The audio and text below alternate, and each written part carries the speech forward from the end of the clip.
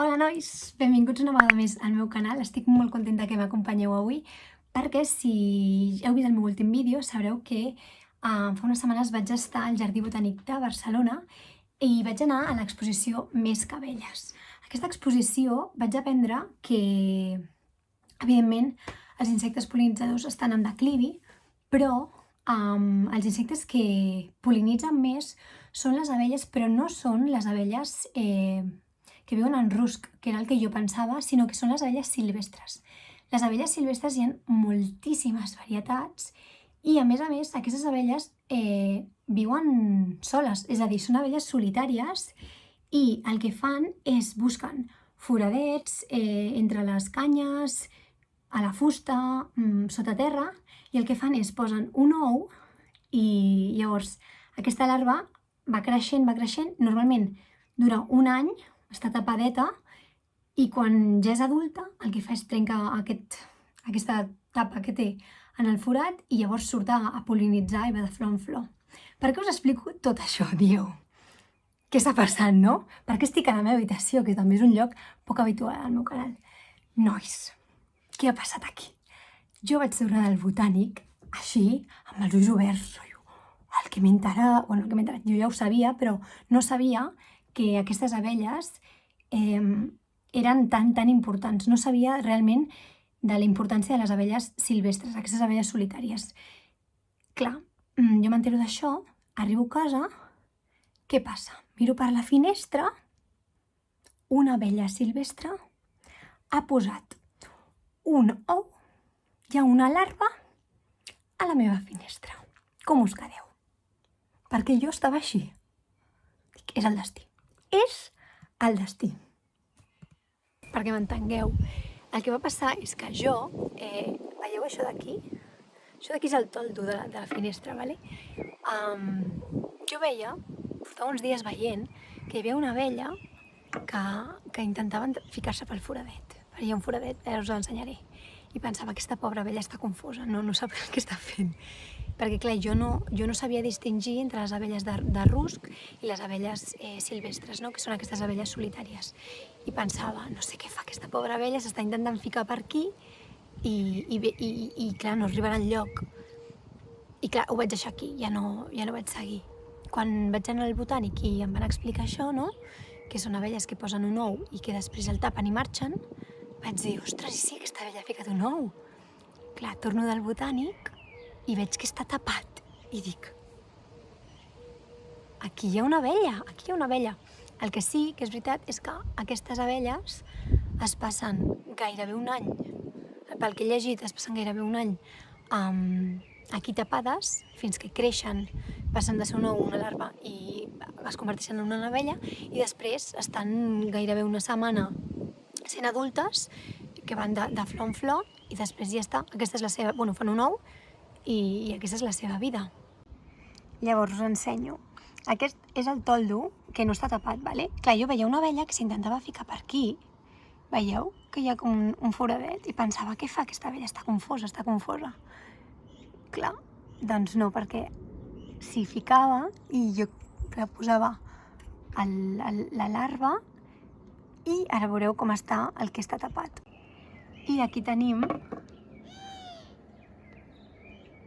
la larva o el niu, com se li pugui dir, però bueno, estic super emocionada, o sigui, em fa una il·lusió, una casualitat tot plegat, i també em fa molta pena que la pobra abella s'hagi hagut de posar aquí, amb plàstic, tot plegat.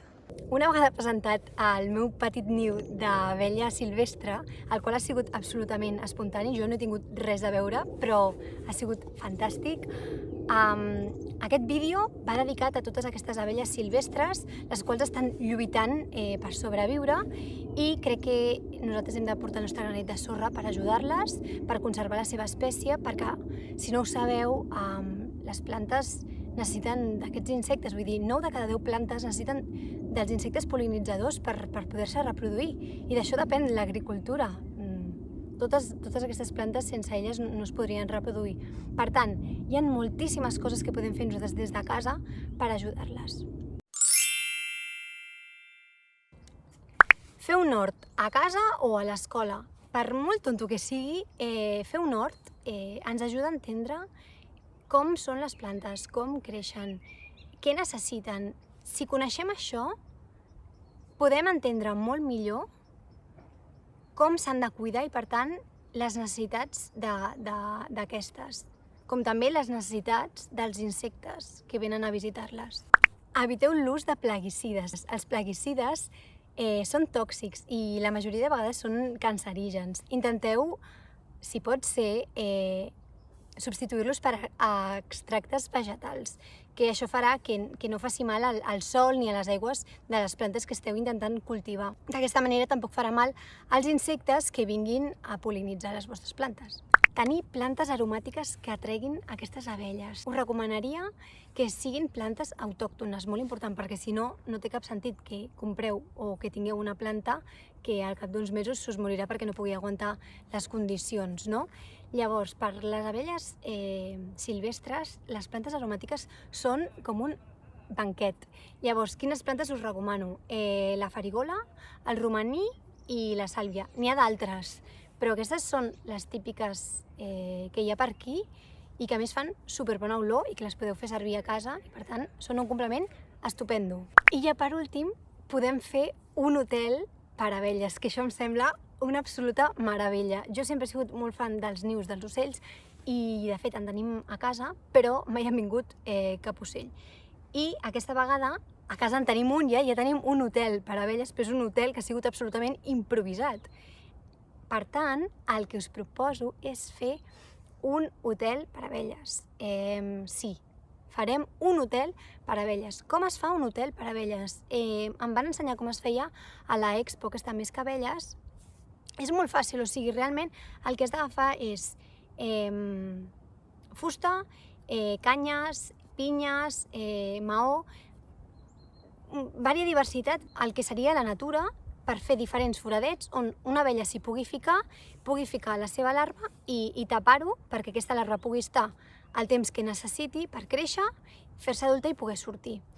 Llavors, ara us ensenyaré a veure si podem fer-ho i a veure si més endavant alguna abella se'ns posa.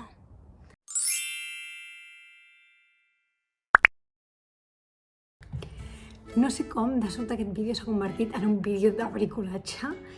El que necessiteu per fer un hotel per a abelles així molt manual és un tros de fusta, vale? O si ho voleu fer més cookie, podeu agafar un tronc, sí?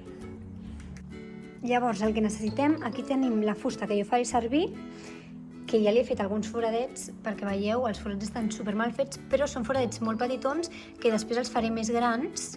Per tant, no passa res si m'han quedat mal fets i al final són forats perquè s'hi fiquin les abelles, vull dir, no passa res si estèticament no queda bonic. Necessitarem un taladro per fer aquests forats. Si no sabeu fer servir un taladro, demaneu ajuda a qui us pugui ajudar. Les broques, amb les mides que necessiteu. Jo ara mateix ho he fet amb broques número 6, però la faré servir número 8, després per fer-les més grans.